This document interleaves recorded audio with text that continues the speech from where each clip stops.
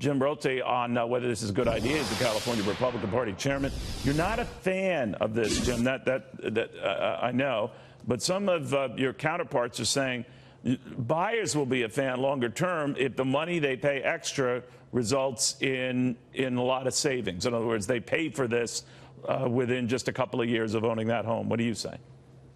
Well, let me just say I think this is a good idea that is taken to an illogical extreme. And let me just also say that I have a house with a solar roof. The first speech I gave on the floor of the Assembly in 1991 was for a solar tax credit. And when I was in the legislature, I wrote the state solar and wind tax credit law. But look, we've got excess capacity of solar electricity in California. Southern California utilities and Northern California utilities are required by state regulators to buy so much solar electricity that during certain months of the year we have excess capacity. So the utility that provides electricity to me had to offload their excess solar because you can't overcapacity the grid. They had to go to Arizona, and they said to Arizona, hey, we have excess solar, why don't you buy it from us? The Arizona utility said no. They said, well, why don't we give it to you? The Arizona utility said no.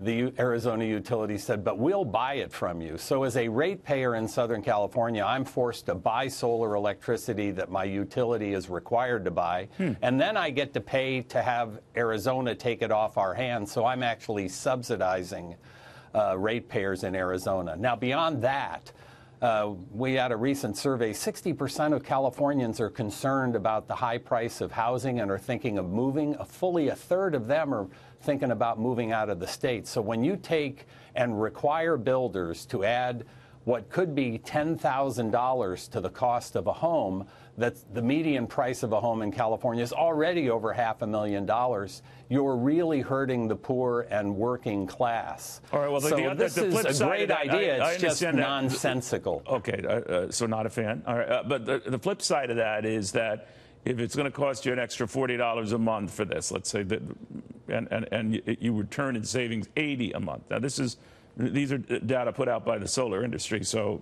obviously with a little bit of caution, companies like SunPower and Sunrun and First Solar are all behind this. So I know where they're coming from, but whether they're off a little bit or not, you don't buy the argument that this pays for itself and makes the homes more appealing for resale down the road. And people say, oh, that one has solar panels, I'll buy it. Well, California builders in California already offer this as an option to new home buyers. If you're building in a new development, you have the option of having this already. And some people how many are take taking advantage it, and of it? others Do we are know? not. Do a lot of people take advantage?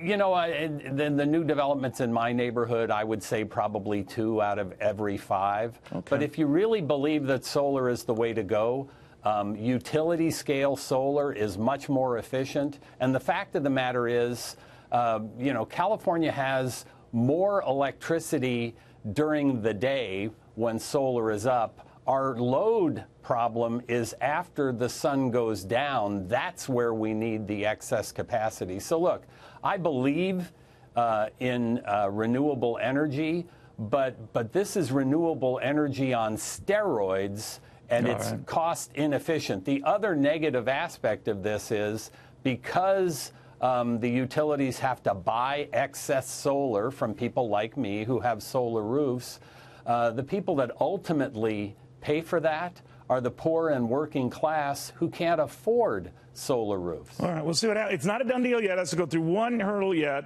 so who knows. But in the meantime, it depends on how they look, too. A lot of people go by looks thing. I like just to get people annoyed by putting up those big old wind tunnels right outside your house and just see what your neighbors think of that.